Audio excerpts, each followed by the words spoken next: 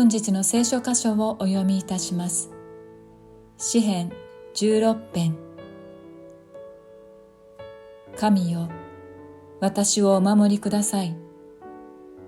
私はあなたに身を避けています。私は主に申し上げます。あなたこそ私の主。私の幸いはあなたの他にはありません。地にある生徒たちには威厳があり、私の喜びはすべて彼らの中にあります。他の神に走った者の痛みは増し加わります。私は彼らが捧げる血の酒を注がず、その名を口にいたしません。主は私への割り当て分、また杯。あなたは私の受ける分を固く保たれます。割り当ての地は定まりました。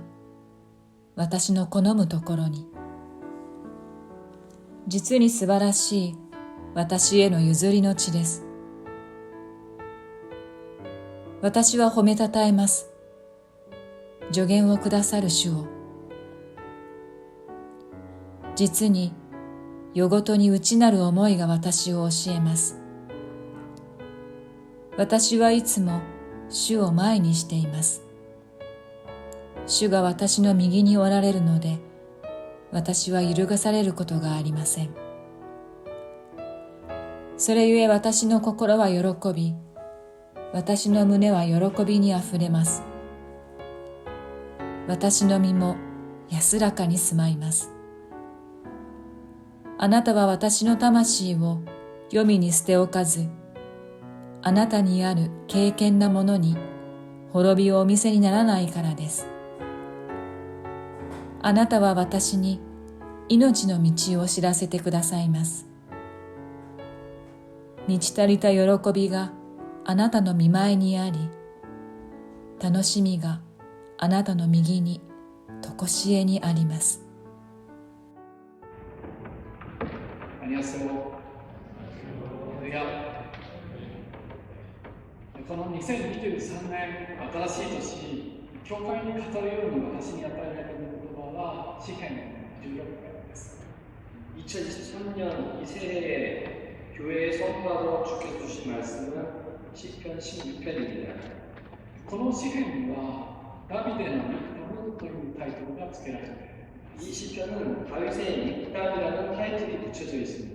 このミクタムという言葉は信仰生活の喜びと楽しみを音で表すという意味ではないかと言われています。 이 믹담이라는 것은 신앙생활의 기쁨과 즐거움을 소리로 표현한다는 의미로 여겨지고 있습니다. 神様はこの新しい年、ダビデ王を体験し証しをした信仰生活の喜びと楽しみが私たちの告白となり体験となることを望んでおられます。 하나님은 올해 다윗이 체험하고 증거한 신앙생활의 기쁨과 즐거움이 우리의 고백이 되며 체험이 되기를 바라고 계십니다. 皆さんは信仰という言葉を聞くと何をイメージしますか？ 여러분은 신앙이라는 단어를 보시면 어떤 이미지를 떠올리십니까? ダビデにとって信仰とは神が与えてくださる良いものを喜び楽しむことでした。 다윗에게 있어서 신앙이라는 것은 하나님께서 주시는 좋은 것을 기뻐하고 즐거워하는 것이었습니다.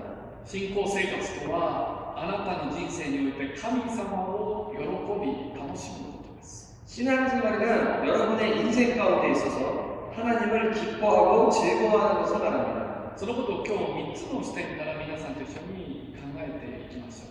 이 부분을 오늘 세 가지 관점을 통해 생각해 보도록 하겠습니다. この2023年が今までのどんな年よりも素晴らしい年となることを心から願います。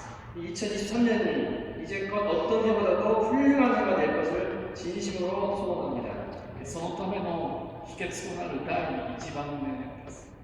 이를 위한 첫 번째 비결입니다. それは真理を知るということです。 그것은 진리를 아는 것입니다.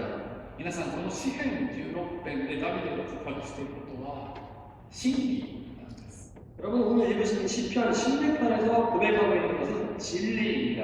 私たちは今溢れる情報の中に生きています。 우리는 지금 넘쳐나는 정보 가운데 살아가고 있습니다. もうテレビや雑誌からだけではないですよね。 TV나 자식뿐만이 아닙니다. 手に持っているスマートフォンからも圧倒されるほどの情報を日々受け取っているんです。 여러분이 손에 들고 있는 스마트폰을 통해서도 압도적인 정보를 매일 접하고 있습니다. でも少し立ち止まって考えてみましょう。 하지만 잠시 멈춰서 생각해 보시기 바랍니다. それらの膨大な情報の中であなたに本当に必要な情報はどれくらいあるんでしょうか。 그러한 정보들 가운데 정말 반드시 여러분에게 필요한 게 얼마나 됩니까? 役にも立たないし、そもそも正確ではないし、真理ではない情報がたくさんあるんです。 도움도 안 될 뿐더러 애초에 정확하지도 않은 진리가 아닌 정보로 수두룩합니다. でもそれらの情報は毎日洪水のように私たちに迫ってくるんです。 하지만 이러한 정보는 매일 우리에게 홍수처럼 밀려옵니다. ですから新しい年、今の私たちに必要なのはさらなる情報ではないんです。 그렇기에 이 새로운 해에 지금 우리에게 필요한 것은 더 많은 정보가 아닙니다. 私たちに必要なのは真理です。 우리에게 필요한 것은 진리입니다. 真実。 진실입니다.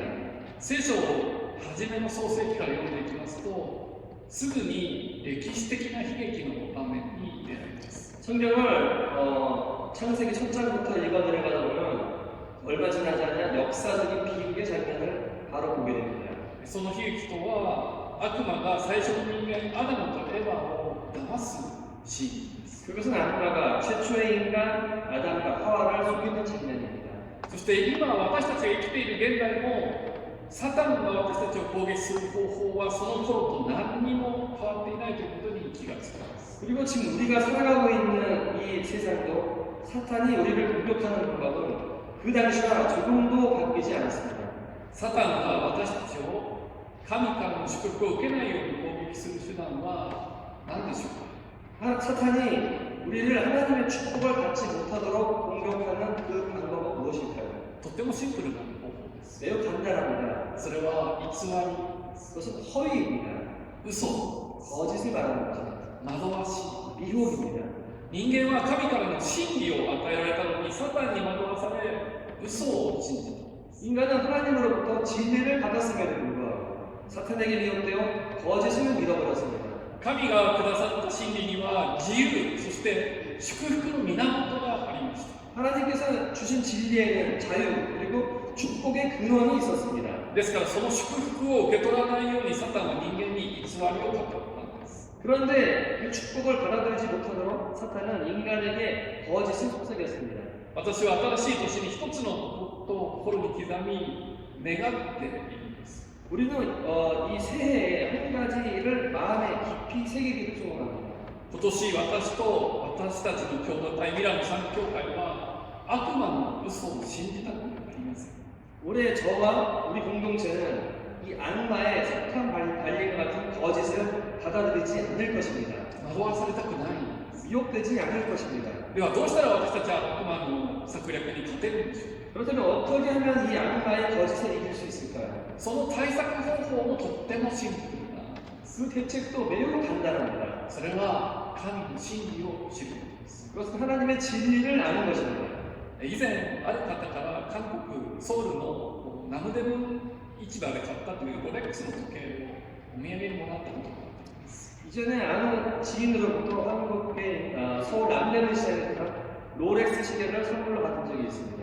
とても美しい時計でしたけれども、残念ながらすぐに動かなくなりました。 매우 훌륭한 시계였는데 아쉽게도 얼마 지나지 않아 고장이 났습니다. その時計を東京に帰った時に時計の修理屋さんに持って行きました。 그 시계를 일본에 돌아갔을 때 일본에서 가전제품 수리업체에 가지고 왔습니다.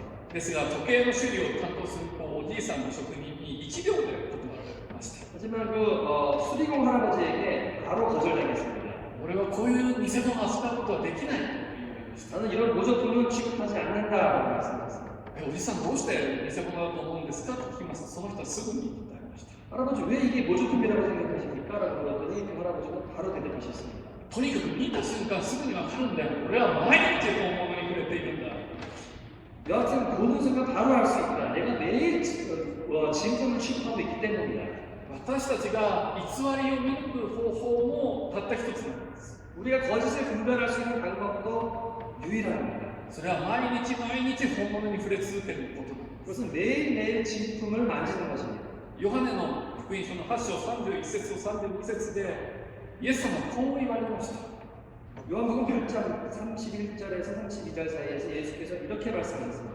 あなた方は私の言葉にとどまるならば本当に私の弟子です。あなた方は真理を知り、真理はあなた方を自由にします。 너희가 내 말에 거하면 참으로 내 제자가 될 것이고 진리를 알지 못하니 진리가 너희를 자유롭게 하리라. 皆さん、真理とはとても力強いものです。 여러분, 진리란 매우 강력한 힘입니다. 真理は私たちの人生を助けるんです。 진리는 우리의 인생을 돕습니다. もう一度詩篇の16編の5節を見ていただけるでしょうか。 다시 한번 시편 16장 5절을 봐주시기 바랍니다. 主は私への割り当て分また杯、あなたは私の受ける分を固く保たれます。 여호와는 나의 산업과 나의 잔의 소득이니 나의 분깃을 지키시나이다. この割り当て分とは当時のユダヤでの相続財産を表す言葉なんです。 여기서 말하는 나의 산업이란 반드시 상속 재산을 말합니다.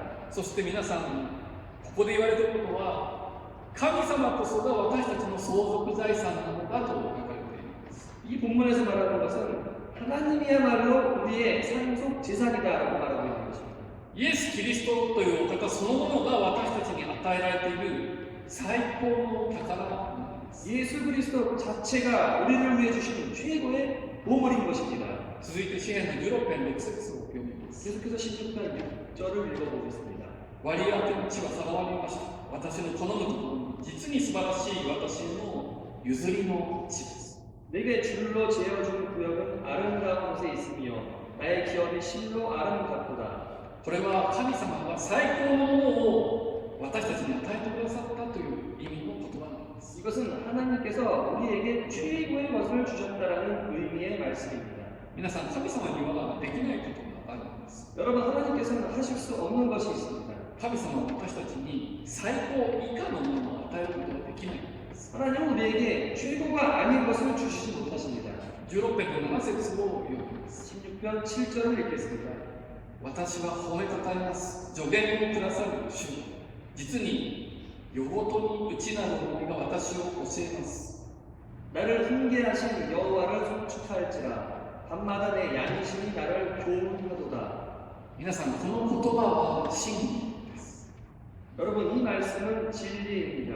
新しい年、私たちは夜のような真っ暗な時間を通るでしょう。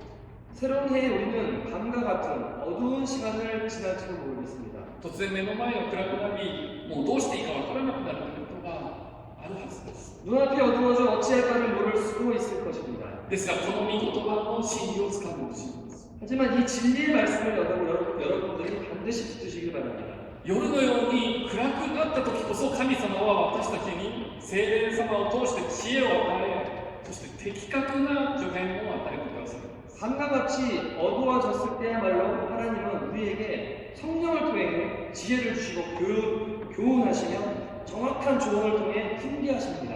イザヤ書の9章6節にはイエス・キリストは私たちに不思議な助言者として与えられると書かれています。 이사야서 9장 6절에서는 예수 그리스도가 우리에게 기묘자, 다시 말해 놀라운 조언자로 세워졌다고 기록하고 있습니다. 英語の聖書ではこの方はワンダフルカウンセラー。 영어 성경으로는 원더풀 카운셀러라고 기록하고 있습니다. その方は暗くなっている時にこそ私たちに不思議な助言を与える方です。 그분은 암흑 속에서야말로 우리에게 놀라운 조언을 해주십니다. 皆さんはそのことを信じますか？ 여러분 이것을 믿으십니까? イエス・キリストを私たちの不思議なカウンセラーとしてお迎えする新しい年であることを願います。 예수 그리스도를 우리의 훌륭한 카운셀러로 맞이하시는 새로운 해가 되기를 바랍니다. 16編の8節を見てください。 8절을 계속해서 봐주시기 바랍니다. 私はいつも主を前にしています。主が私の右におられるので、私は揺るがされることがありません。 내가 여호와를 항상 내 앞에 모시며 그가 나의 오른쪽에 계심으로 내가 흔들리지 아니하리로다. 闇が深まって暗くて周りが見えないと思っていても、神様はいつでもあなたと共におられるのです。 암흑 가운데 주위가 아무것도 보이지 않을 것 같아도 하나님은 언제나 우리와 함께하고 계십니다. そして16編の10節です。 계속해서 10절입니다. あなたは私の魂を黄泉に捨ておかず、あなたにある敬虔なものに滅びをお見せにならないからです。 이는 주께서 내 영혼을 스올에 버리지 않으시며 주의 거룩한 자를 멸망시키지 않으실 것임이니이다. 新しい年も私たちは何か失敗をしてしまうことがあるはずです。 새해에도 우리는 무언가 실패를 할 일이 있을 수도 있습니다. 暗闇に落ち込んでしまうことがあるかもしれません。 암흑의 구렁텅이 가운데 떨어질 수도 있습니다. でもこの約束の言葉を心に刻んでいてほしいです。 하지만 이 약속의 말씀을 마음에 새기시길 바랍니다. イエス・キリストは私たちを見放さず、何度でもあなたを引き上げます。 예수 그리스도는 우리를 그냥 내버려 두지 않으시고 몇 번이고 다시 일으켜 세우시는 분이십니다. 私たち人間は本来その罪のゆえに永遠の海に落ち、神から捨てられてしまうべきものでした。 우리 인간은 원래 죄로 말미암아 영원히 지옥불에 떨어져 버림을 받을 존재였습니다. ですが今はイエス様が十字架で私たちの罪を釘付けにして、そしてその血で私たちを清め、よみがえってくださり、永遠の命へと世にから私たちを移してくださる。 하지만 지금은 예수 그리스도가 십자가에서 우리의 죄를 못 받고 우리를 정결케 하시고 그 지옥에서 영원한 생명으로 옮겨주셨습니다. ですから16編の11節が叫ばれるのです。 그렇기에 16편 11절을 우리가 당당하게 외칠 수 있는 것입니다. あなたは私に命の道を知らせてくださいます。満ち足りた喜びがあなたの御前にあり、楽しみがあなたの右に常しえにあります。 주께서 생명의 길을 내게 보이시리니 주의 앞에는 충만한 기쁨이 있고 주의 오른쪽에는 영원한 즐거움이 있나이다. 今年もあなたには私にはさまざまな戦いがあるでしょう。 올해도 여러분에게 여러 싸움이 있을 것입니다. 経済との戦いがあります。 경제적인 싸움이 있을 것입니다. 人間関係の戦いもある。 인간관계의 싸움이 있을 것입니다. また病との戦い。 병마와의 싸움도 있을 것입니다. そして自分自身の心、自分の思いという領域において戦いがあるんです。 그리고 내 자신의 마음과 생각이라는 영역에 있어서의 싸움이 있을 것입니다. ですからその戦場で神様という真理を私たちの前に置いてほしいです。 그렇게 그 전장에서 하나님이라는 진리를 우리 앞에 두어야만 할 것입니다. 私たちの戦いの場所をこのお方に導かれて歩むときに、私たちの生活には喜びが満ち、楽しみが常しえにあるのです。 이분의 인도하심으로 우리가 걸음을 걸을 때 우리의 생활에 기쁨이 충만하여 즐거움이 영원할 것입니다. 第2のポイントについてお話しします。 두 번째 포인트입니다. 2023年がこれまでのどんな年よりも素晴らしい年となるための秘訣、その第2番目です。 2023년이 이제껏 어느 해보다도 가장 훌륭한 해가 되기 위한 비결 두 번째입니다. それは良い決断をすることです。 그것은 선한 결단, 좋은 결단을 내리는 것입니다. 人生は決断で決まる。 인생은 결단으로 결정됩니다. 私はこれまでヨーロッパを巡りながら多くの日本人たちとバイブルスタディをしてきました。 저는 지금까지 유럽을 순회하며 많은 일본인들과 성경 공부를 해왔습니다. 日本人はほとんどが聖書について何も知らないんですけれども、基礎的な学びを段階的に時間をかけて丁寧に、そして情熱的に行っていきます。 일본인들 대부분이 성경에 대해 전혀 모르고 있기에 기초적인 것을 단계적으로 그리고 시간을 들여 정중하게 열정적으로 가르칩니다. すると誰もがイエス・キリストのこと、十字架の意味を理解するようになります。す。 그렇게 하면 모두가 예수 그리스도와 십자가의 의미를 이해하게 됩니다. そして学びの最後に私は必ずこう尋ねます。 그리고 공부의 마지막에는 반드시 제가 이렇게 질문합니다. あなたはこのイエス・キリストをあなたの救い主と信じ、そう告白することを今決断しますか？ 당신은 이 예수 그리스도를 당신의 구원의 주로 믿고 그렇게 고백하는 것을 결단하십니까? それとも信じないという決断をしますか？ 아니면 믿지 않기로 결단하시겠습니까? 聖書を学んだ後にはその人に必ず決断を迫ります。 말씀을 배운 후에는 그 사람에게 반드시 결단할 것을 재촉합니다. 人生は、永遠はその人の決断にかかっているからです。 인생은 영혼은 그 사람의 결단에 달려있기 때문입니다. イエス・キリストを信じる決断をした人の人生は永遠に栄えます。 예수 그리스도를 믿기로 결단한 사람의 인생은 영원히 번영합니다. 私たちの人生がダメになっている時、その原因はその前に悪い決断があるんです。 우리의 인생이 망가져 있을 때 그 원인은 나쁜 결단에 있는 것입니다. 愚かな決断の結果に今苦しんでいる。 어리석은 결단의 결과입니다. ですから今年私たちは良い決断をするものでありたいです。 그러므로 올해 우리는 좋은 결단을 해야 하지 않겠습니까? 決断は簡単です。 결단은 간단합니다. 16編の一節もう一度見てください。 16편의 1절을 다시 한번 봐주시기 바랍니다. ここにはダビデの決断が書かれている。 여기는 다윗의 결단을 기록하고 있습니다. 神よ、私をお守りください。私はあなたに身を避けているんです。 하나님이여 나를 지켜주셔서 내가 죽게 피하나이다. 皆さん、これは決断なんです。 여러분 이것은 결단입니다. 私の人生で私にはとても対処しきれない問題があった時には、私はあなたに身を避けることにします。 나의 인생에서 내가 처리할 수 없는 문제가 있을 때 나는 당신에게 피하나이다. これは決断なんです。 이것은 결단입니다. 16編の2節 2절입니다. 私は主に申し上げます。あなたこそ私の主、私の幸いはあなたの他にはありません。 내가 여호와께 아뢰되 주는 나의 주님이시오 주밖에는 나의 복이 없다 하였나이다. これもダビデの決断なんです。 이것도 다윗의 결단입니다. そして私たちも同じ決断をすることができる。 우리도 이와 동일한 결단을 할 수 있습니다. 神様、あなたが私の宝です。 주님, 당신이 나의 주님이십니다. 私の主です。 저의 주이십니다. 主が私にそうおっしゃったから私はそれを信じます。 주가 제게 그렇게 말씀하셨기에 저는 그렇게 믿기로 결단합니다. 出エジプト記の6章2節にもこう書かれています。 출애굽기 6장 2절에 이렇게 기록하고 있습니다. 私はあなたの主である。 나는 너의 여호와니라. ですから私は今年も決断をします。 그러므로 저는 올해도 결단합니다. イエス様、あなたから私の人生の主権者です。 예수님, 당신이 나의 인생의 주권자이십니다.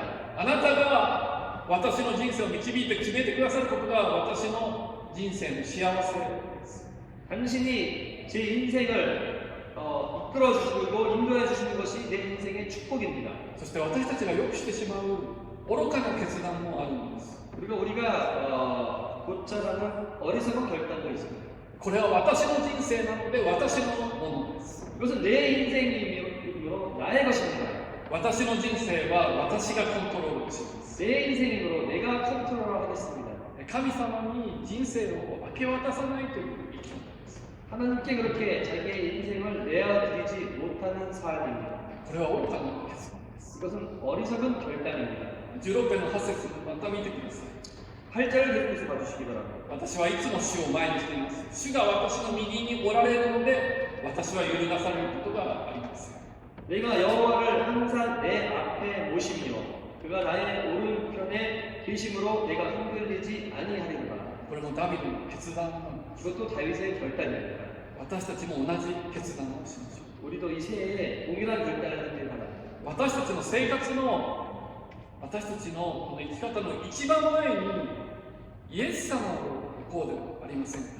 우리의 삶 가운데 예수 그리스도를 가장 앞에 두지 않으시겠습니까?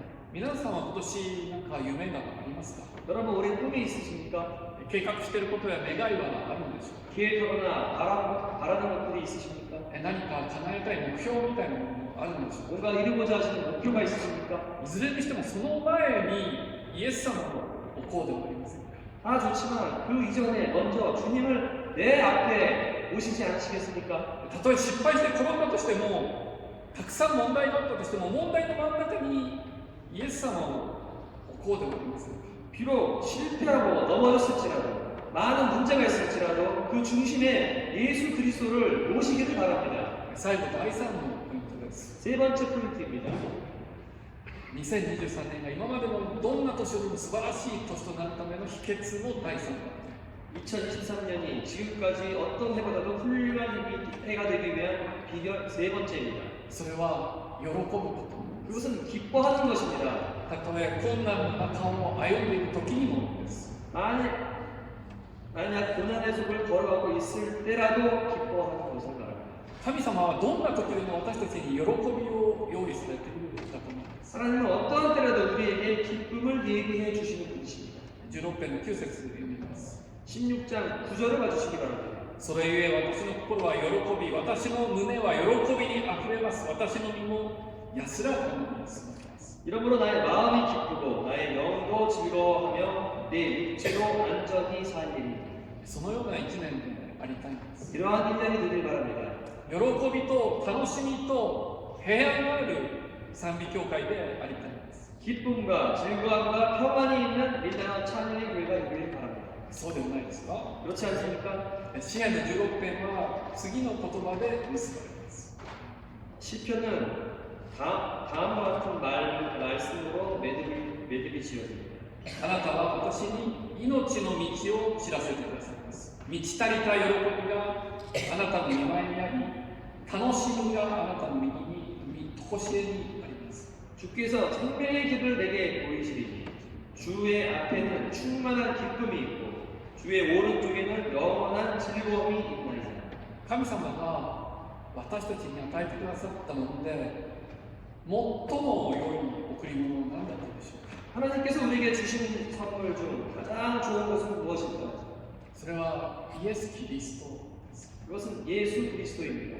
私たちはイエス様との交わりを喜び楽しむように作られているんです。 우리는 예수 그리스도와의 교제를 기뻐하며 즐거워하도록 지어져 있는 존재입니다. 神が愛する人間たちに与えることができた最高の楽しみはイエス・キリストなんです。 하나님께서 사랑하는 인간들에게 주신 최고의 즐거움은 예수 그리스도입니다. そのことを体験する私たちでありたいんです。 이것을 체험하는 우리가 되기를 소원합니다. この楽しむという言葉には、聖書の原本には2つの意味が含まれている。 이 즐거워하다라는 말은 성경에는 두 가지 의미를 포함하고 있습니다. 1つ目は味わうという意味なんです。 첫 번째는 맛을 본다라는 것입니다. イエス・キリストという方を研究したり、学問の対象にする、分析したりする、そういうものではないんです。 예수님은 학문이나 연구의 대상이고 분석의 대상도 아닙니다. イエス様は私たちがイエス様の素晴らしさを実際に味わい体験するためにこの世界に来てくださったんです。 예수님은 여러분이 실제로 이분을 맛보고 체험할 수 있도록 친히 우리에게 와주신 것입니다. 実際にその方との交わりの中でイエス・キリストがどれほど優しく愛にあふれているお方であるのか。 실제로 예수 그리스도와의 교제 가운데 얼마나 그분이 다정하시고 사랑이 넘치는 분이신지 どれほど知恵に満ちていて必要な助言を私たちに与えてくださるお方なのか。 얼마나 지혜가 넘치시고 필요한 조언을 우리에게 해주시는 분이신지 イエス様ってなんて素晴らしいんだということを味わい体験することをイエスを楽しむというんです。 예수가 얼마나 훌륭한 분이신지처럼 이것을 맛보고 체험하는 것을 예수를 즐거워한다라고 말합니다. ダビデが私はこのお方を楽しむといったその言葉に含まれる第2番目の意味についてお話しします。 다윗이 이분을 즐거워한다라는 말이 담고 있는 두 번째 의미입니다. そこには安息するという意味が含まれています。 그것은 안식하다라는 뜻이 포함되어 있습니다. 私はイエス様がいるので何も思い煩わず休むことにするという意味が含まれています。 저는 예수가 계심으로 아무 생각 없이 주 안에서 쉰다라는 것입니다. 神様は私たちに安息、安心して休むことを与えたいのです。 하나님은 그러한 안식, 그러한 쉼을 우리에게 주시고자 하시는 것입니다. 正直にお話しますけれども、私は休むことが苦手です。 사실 저는 잘 쉴 줄을 모릅니다. もしかすると金先生も苦手なのかもしれないです。 어쩌면은 김상원 목사님도 그렇지 않으십니까? 神様に対して私はいつも何かをしなくてはならないような気がしてしまう。 하나님 앞에서 내가 항상 하나님께 뭔가를 하지 않으면 안 될 것 같은 그러한 생각이 듭니다. ですけれども今年私は休むことを学ばなければいけない。 하지만 저는 쉬는 것을 배우지 않으면 안 될 것 같습니다. 私はちょうど10年前の2013年に、睡眠時無呼吸症候群という病気をそういうものが発覚したんですね。 저는 10년 전에 수면하면서 숨을 못 쉬는 무호흡증 증후군이라는 병이 발병을 했어요. 今は CPAP という鼻につけるマスクで空気を送り込んで眠っている。 지금은 CPAP이라고 하는 코에 장착하는 마스크로 공기를 공급하다 수면을 취하고 있습니다. その病気になって分かったことは睡眠の大切さです。 이 병에 걸리고서 알게 된 것은 수면의 중요성입니다. 聖書には詩篇には神様は私たちが眠っている間に私たちのために働かれるお方だと書かれています。 시편에는 하나님은 우리가 자고 있는 동안 우리를 위해 일하신다고 표현하고 있습니다. 詩篇の127編の2節にはこう書かれています。 시편 127편 2절에는 이렇게 기록하고 있습니다. 実に主は愛する者に眠りを与えてください。 여호와께서 그의 사랑하는 자에게 잠을 주시는도다. 皆さん、眠りというのは神様からのプレゼントです。 여러분, 잠이라는 것은 하나님께서 주신 선물입니다. 神様に信頼していると安心して眠ることができます。 하나님을 신뢰하고 안심하고 자는 것입니다. そしてこれもイエス・キリストの存在を楽しむという。 이것도 예수 그리스도의 존재를 즐거워한다는 것입니다. 詩篇の23編にはこう書かれています。 시편 23편에는 이렇게 기록하고 있습니다. 主主は私を緑の牧場にさせ、憩いの水のほとりに伴う。 주가 나를 풀밭에 누이시며 쉴 만한 물가로 인도하시는도다. 主は私の魂を生き返らせます。 주는 내 영혼을 소생시키니라. 何かもっと働いてうまくやらなければいけないというプレッシャーの中にある私たちにイエス様は今年こう語られているんです。 뭔가 더 움직이고 일을 해야 할 것 같은 압박 속에 있는 우리에게 예수 그리스도는 올해 이렇게 말씀하십니다. あなたは私の存在によってもっとリラックスして休みなさい。 나로 말미암아 더욱 편안하게 쉼을 얻으라. あなたは自分の力でやるのではなく、私の存在そのものをもっと楽しみなさい。 내 존재 자체를 너는 더욱 즐거워하라. 16編の9節にあります。 16편 9절입니다. それゆえ私の心は喜び、私の胸は喜びにあふれます。私の身も安らかに住まいます。 이러므로 나의 마음이 기쁘고 나의 영도 즐거워하며 내 육체도 안전히 살리라. イエス様を楽しむのは神様の守りを実感しながら安息することなんです。 예수를 즐거워한다는 것은 하나님의 보호하심을 내가 느끼며 그 안에서 안식하는 것입니다. もう一度16編1節のダビデの決断を読んで今日のメッセージを終わります。 다시 한번 16장 1절에 다윗의 결단을 읽고 오늘 말씀을 마치도록 하겠습니다. 神よ、私をお守りください。私はあなたに身を避けています。 하나님이여 나를 지켜주소서. 내가 주께 피하나이다. お祈りいたします。 기도하시겠습니다. 主よ、私の人生を取り囲んでください。 주님 나의 인생을 감싸시고 주관하여 주시옵소서.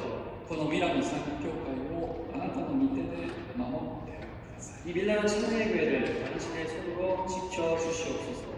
私たちはあなたに身を避けます。 우리는 당신께 피하나이다. すべてはイエス様あなたの中にあります。 모든 것은 예수님 당신 안에 있습니다. そのあなたが私たちに今年は恵みの年と宣言してくださいます。 그러한 당신께서 우리에게 올해는 은혜의 해라고 선언해 주십니다. 新しい年、真理を知る私たちとしてください。 새로운 해에 진리를 온전히 아는 저희에게 하여 주시옵소서. 良い決断をする私たちとしてください。 좋은 결단을 하는 저희에게 하여 주시옵소서. あなたの臨在を楽しみ休む私たちとしてください。 당신의 임재를 즐거워하며 쉼을 얻는 저희에게 하여 주시옵소서. 主よ今私のすべてをあなたに明け渡します。 이 지금 저의 모든 것을 당신께 내어드립니다. この荻原の賛美教会をあなたに明け渡します。 민나는 찬양의 교회를 당신께 내어드립니다. あなたが導いてください。 당신께서 인도하여 주시옵소서. あなたの道です。 당신은 길입니다. そこには常しえの喜びと平安と楽しみがあります。 그 길에는 영원한 기쁨과 평안과 즐거움이 있습니다. そのことを体験し、人々に伝えていく私たちとさせてください。 이를 우리가 체험하고 사람들에게 전하는 우리 되게 하옵소서. イエス・キリストの皆によってお願いします。 예수 그리스도의 이름으로 기도합니다.